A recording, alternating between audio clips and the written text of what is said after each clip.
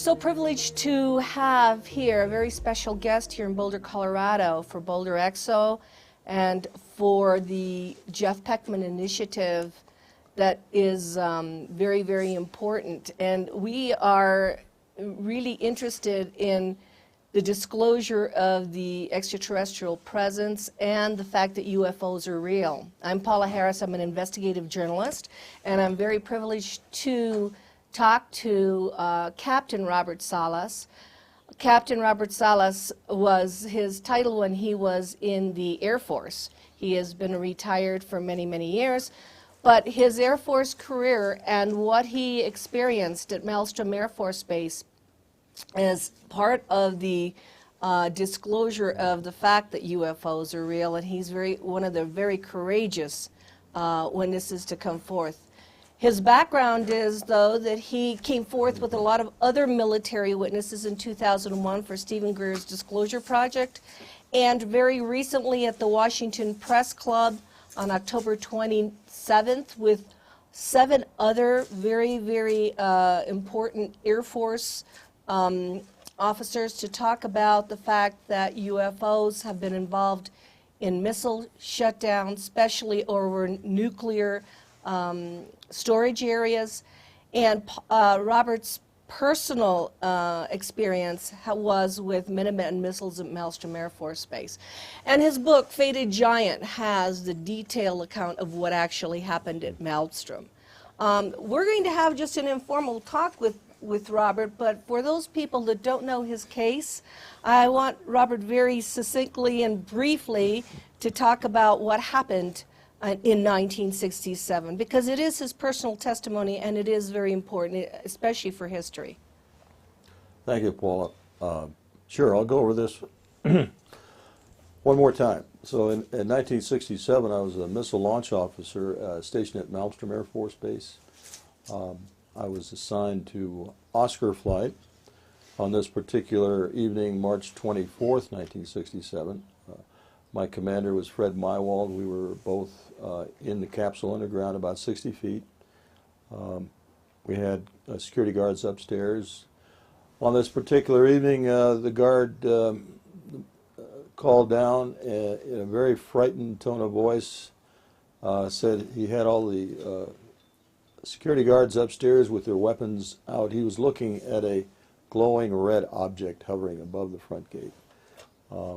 This was a pretty dramatic statement that he made. Before I could ask him more questions, he hung up the phone. I went to tell my commander about it, and while this object was still up there, and before I spoke much to my commander, our missiles started shutting down. This occurred, it's documented. We have documented evidence and witness testimony. And in addition, another flight of missiles went down about a week earlier. This is what we call the Echo flight incident. And again, on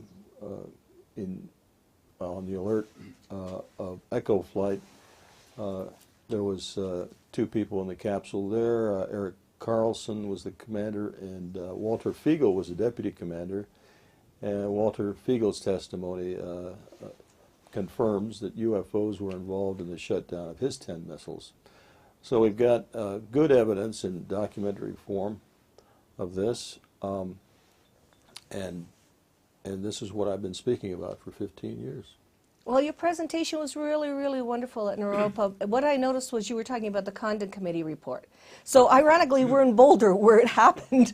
The University of Colorado has strange karma around 1969, the Condon Committee report. And you were saying, well, since it happened in 67, it should have been in the Condon report, which said, you know, the Air Force made a statement. Do you want to tell people what the statement was?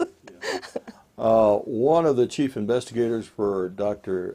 Edward Condon was a man by the name of Dr. Roy E. Craig.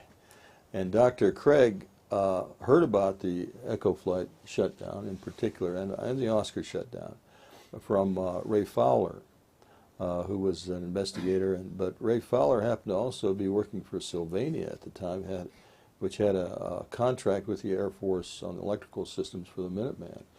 And he'd heard about the UFO incident at Echo flight.